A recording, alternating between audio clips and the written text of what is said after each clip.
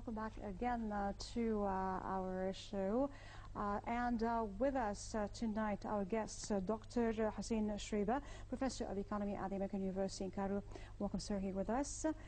As well as Dr. Mehna, Professor of Management and Planning at the International Egypt University. Thank you very much for being with us also. And in fact, you heard the what we brought in about the Egyptian expats remittances to Egypt. But what I'd like to start with, all that is interrelated to that is, well, we talked about the second scenario of the June 30th revolution. How do you see that? And we've got more, of course, to discuss about our own economy related to the Arab region's economy and more. Would you want to go? Okay, go ahead. All right. Personally, I lived outside Egypt for about 18 years, and I feel expatriates have been ignored for a very long time. And a lot of them don't really feel that kind of don't have that sense of loyalty at some stage. Yes. And I think the second revolution of June 30th has reinstated that. Yeah. You Egyptians, you belong to us. And I found also the expatriates are underrepresented, particularly in government, in business councils in Egypt, and they're totally ignored by the continuous government. So I do feel that June 30th revolution has really helped to create that, to recreate that link between expatriates and the national of Egypt.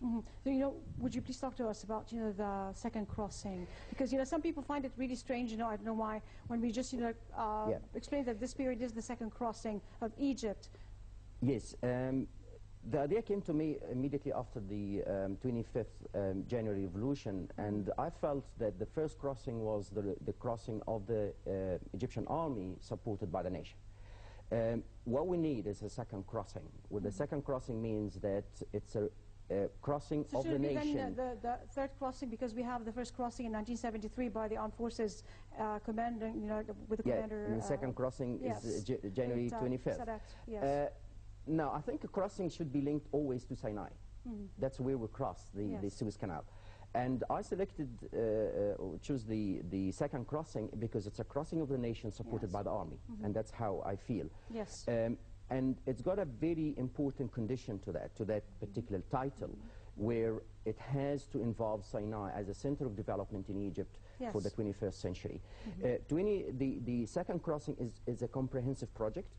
It took me about 3 years immediately after January 25th revolution until now, and copies have been submitted to the Prime Minister, the Ministry of Defense, the President. Yes. And it starts from redesigning the provinces of Egypt, reallocating resources, reforming the political system, economic system, as well as the administrative system as a whole. How is it? Is it a view of how Egypt should be where the in the 21st century? Okay, yes. And the center of that is Sinai.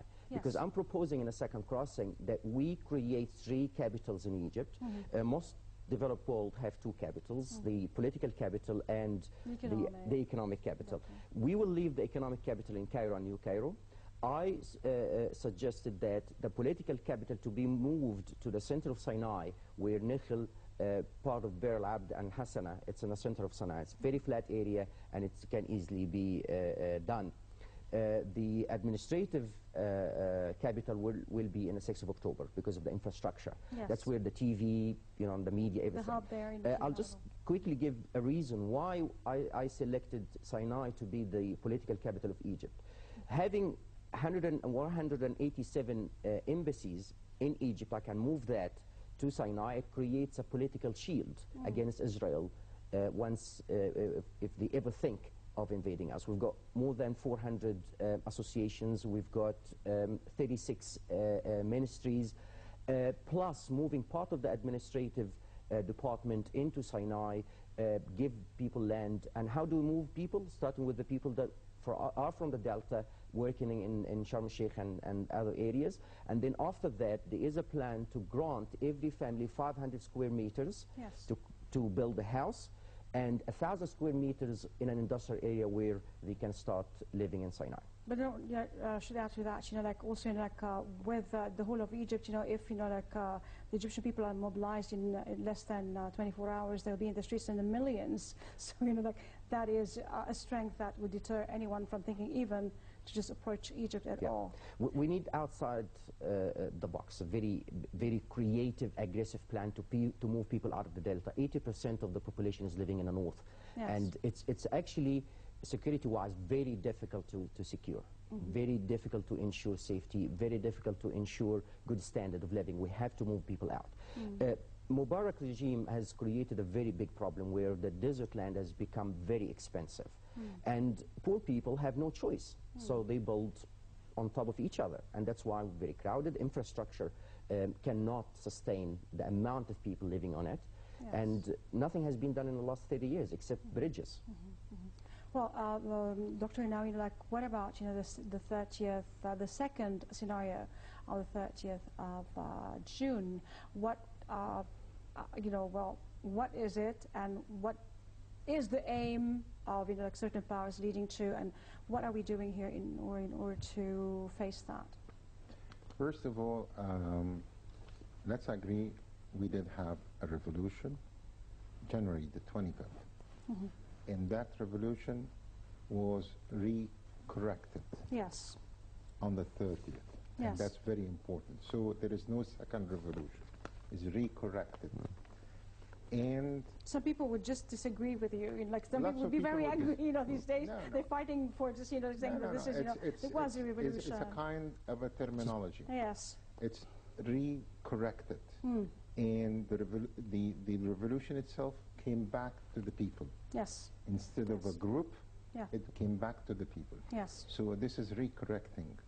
So the revolution of the 25th of January is continuing on, and the people who are doing this, who got the regime of Mubarak off, as well as Muslim brothers. We want to talk about the economy of Egypt.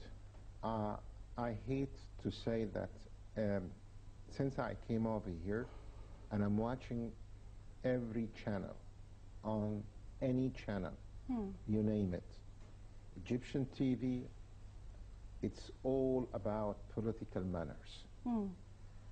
And everybody is shouting, everybody is talking hard, getting violent manners, all these things, which is impact on the economy. We are talking about, right now, everybody's talking about whether the Constitution, somebody agree and disagree. They are still talking. Dr. Amr Musa is a very intelligent person, and he is taking care of these tiny things, because among the problems he have faced, the Constitution of Egypt is not a big problem for him to handle off. But the others should have what you call a professional manners to talk with, enjoy and understand each other. Shouting and doing lots of noises, this is not the way of talking. That's number one. Number two, we have to focus on not how much money we are going to get or gain, how much we are going to reduce our costs. Let's start with this, because this is in hand. Yes. The first thing which is in hand, cost. I'll just give you an example, and this is a very simple example. Yes. Anybody dumps a paper on the street, the value of collecting this paper will cost the Egyptian people 50 Egyptian pounds. So instead of dumping it on the road, your packet of cigarettes or your cigarettes, or trucks which loaded with sands and covering the whole area and damaging cars and everything, this is ridiculous. So we have to reduce costs according to this manners. This is number one. Number two, you have talked and spoke about 19 billions of Egyptian abroad. Yes. Well, this 19 billions, it's another currency came to the Egyptian treasury. But we need to assist the Egyptian people because they saved their money to get benefit out of it. Yes. So we have to shelter their money with ideas, with programs, with projects, and to give them and facilitate for them more easy, more facilities to them than any other, because they are Egyptians and they are entitled to get this. But unfortunately, I think Dr. Ziad or the one who is holding right now the who's holding the investments over here, they are not caring about this. They are talking political things. Just forget about, you are an economist. Yes. Fix the economy with your... And this is what he came for. Yeah. Just with an economist. primitive tools, even yes. so. Yes. Let's forget about the political things. We have 89 million Egyptians talking political every day. Yes. Stop talking. Okay? So we will start by the media, we'll start by the government group, and let's think how can we solve the problem for the poor person on the road. This is the 19 billion. You can develop them easily and give them a feedback that the entrance of the 19 billion is not 10%. It will be more than this. Yes. And in these projects. And tell them a very good advantage that you, when you return back home, there is a job waiting for you. The punishment should be more than this. Definitely. I should fire them from education anywhere in Egypt. Plus, the criminal law will be implemented on them. So they're going to have 1 year in jail. They were going to have the 1 year in jail. Plus, they and their family should pay the money. For the damages they just yes. incurred. Because this is, you are a student. You are going to Al-Azhar. You are studying. You are not doing anything except studying. If you want to go political things, just go where the government have told you, where you go and stay over there and talk about it. Please, wake up. The time is running. You will never, I'm afraid to say it, you will never find, when there is a disaster, a way to escape.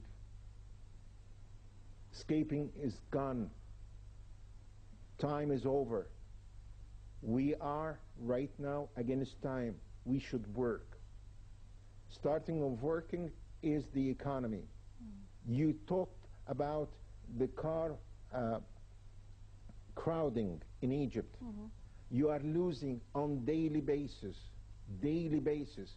about 32 million Egyptian pounds. This is calculation of time spent on the road doing nothing. I didn't talk about fuel. I didn't talk about cost of the car itself. Energy lost also of the people. At the end of the day, it's really... the energy is gone. Yes. So let's talk. Let's be friendly with each other. Let's reconsider that we want Egypt in a better condition. Definitely. Let's go with the Arabs, because the Arabs are wonderful now and they are open arms for us. Yes. I should go and show them projects, Sinai projects and the Suez Canal project, what they are talking about. Yeah. It is a very narrow, tiny vision. And until today, I'm saying to them, it is a tiny vision. If you have the full vision, kindly show it. Yes, yes. And Dr. Ahmed, like your vision now, you said like a facelift, let's say, or just like something new for Egypt. This was a revolution, and then we need revolutionary ideas. We need revolutionary actions in order to just change changes. Let's go back to the main topic and just touch a bit on some of the areas, particularly with Mr. Hassan and what he commented on. Yes. I do believe that we need a change of culture, and more than that, we need to change a culture of government from a culture of aid and a culture of begging, culture of assistance to the culture of government, or change like the culture of the political personnel regime. of the government for new ones, that would maybe embrace. No, we need to change the culture of how we behave in a political sphere. Yes. Because we now relying on a culture of aid. Gulf countries, our friends, give us money. And I'll go back to the $19 billion that came from the expats. Yes. The government needs to change the vision to, or the approach or their culture to the culture of production. Definitely. And that's a simple component, really, looking at what the economy is. It's about production, trade, and consumption. Definitely. And we need to look at each component and deal with it.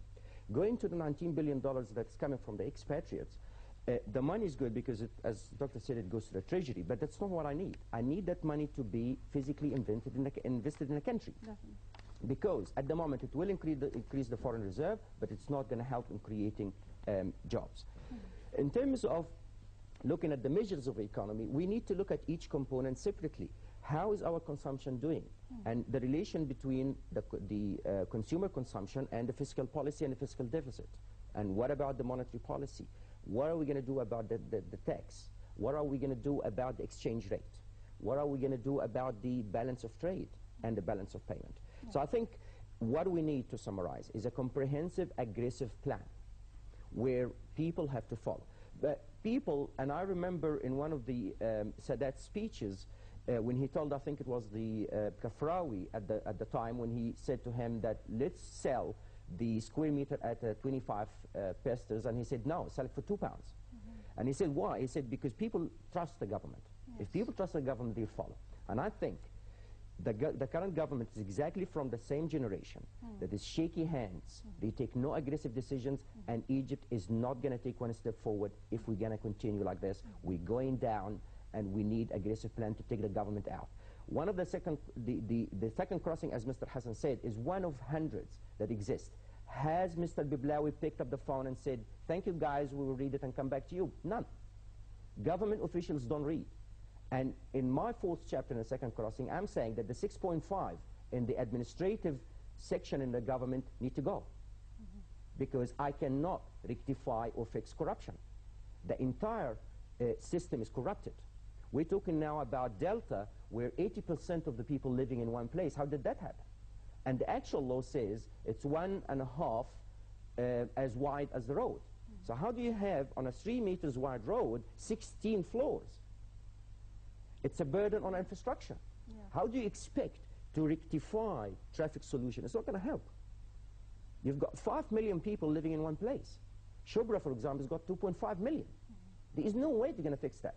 So I think the government need to do aggressive comprehensive plan, make a conference, attract people with expertise, attract scholars like Professor lives in the United States, attract him, ask him what to do. And then if you cannot take aggressive, measured decisions, you should step down. Because there's no time now, we're actually going down very fast. We need to start doing something right. Well, I'd like to know, what are they doing right now? Since, they're not listening to experts, we've got, the biggest minds in the world. In my previous... But here, we don't see, how do you just transmit to them your ideas? Number one is we have to admit that we've got a problem. The first step in solving a problem, admit that we have got a problem. Yes. And admitting that we have a problem comes with transparency. Stand out on TV and said, look, this is our fiscal deficit. At the moment, 15,000, every Egyptian has got a burden of £15,000 as part of the external debt. So if you're not telling people the truth, yes, nobody's going to believe you. So number one is we need to admit that there's a problem. Yes. Number two, you need to be transparent with the nation. Number three is attract people with caliber, put them in governments. June 30th is a revolution of the youth. Youth put Biblawi on his chair. Definitely. Where are they now? None. We've got 70 and 80 years people on chairs doing absolutely nothing, and now they're talking about issuing a law of good faith. How do you measure your actions as a government official that you're doing it in a good faith? How do I measure that? Is there a thermometer to measure that? You've got committees that can help you. You do a feasibility study, study what the projects that need to be taken, need decisions, and based on that, I will protect you as a nation. So that's what we need. We need comprehensive plan that takes awareness into account, takes government reform into account, sports reform into account, land, looking at market. Just to summarize, we've got a capital, and it's coming, $19 billion. We've got a lot of money. We've got the labor, and we need land. Give people land. Take them out of the Delta. Why are you keeping it? Give every family, as I suggested in the second crossing, 500 square meters to build a decent house in any city of their choice. Can I interrupt you for this? But then just to end, because we got less than 1 minute actually. Okay. Yeah. I just hope that when people give you a project, take the decency to pick up the phone and say, we will read it and attract them. Yes. Call them, sit with them, because definitely you don't know everything. There's people that know. And there's a lot of Egyptians that work with other governments internationally, and they can help you. Definitely. But if you're not using them, they basically get brain drained. They leave. And that's why Egypt loses annually more than 500,000 Egyptians leave overseas. Most of them are professors. Yes. Why does that happen? Because I've got somebody who can't write his name sitting in an official high position, and I can't talk to him. Definitely. Thank just, you. We've got the minute here before just going off the air. You know, when the doctor said, Dr. Ahmad said about the housing, and he said 500 square meters, I have students in the faculty of engineers, and on the last year, they have to make a project. Okay, very good. Why can't I use them? How many universities I have them? And I, for example, live in Doki or Mahdi or Zamalek or whatever. I have this land, and I want to do the project of mine, the house or the villa or the apartments. So I will ask them to do this project. Yes. And his professor is taking care of this. In return, I pay him 5,000, for example, Egyptian pounds. He can pay the cost of what he have done. He will follow the project itself. So when he finished the job, he had the actual training.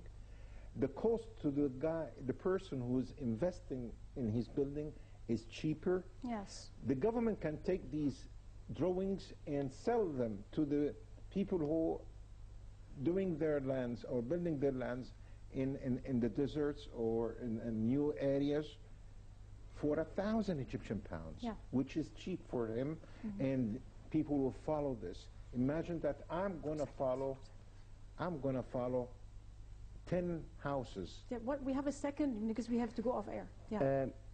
Young people are the future. Yeah. I suggest that the government needs to look at registering companies, procedures, and reduce them. Okay. Allow people to register quickly and start working. Yes. Because procedures take a long time, and people don't have the resources to do that. Give young people the opportunity, and they will lead this country. And I hope that our government listens to those, insights and start working on that. Otherwise, people get so, uptight They're frustrated. about this. And they get frustrated. Definitely. Frustration is not good at this time. So, Dr. Ahmed Mehna, Professor of Management and Planning at the International Egypt University, thank you very much for being with us, as well as Dr. Hassan Shreba, Professor of Economy at the American University in Cairo. Thank you very much for being with us. You've honored us with your presence. And our viewers, thank you for being there. We'll see you again next week. And as we always end, God bless Egypt and God bless our army. I'm Nermeen Azim, thanking you for joining us. Wishing you all the best. Goodbye for now.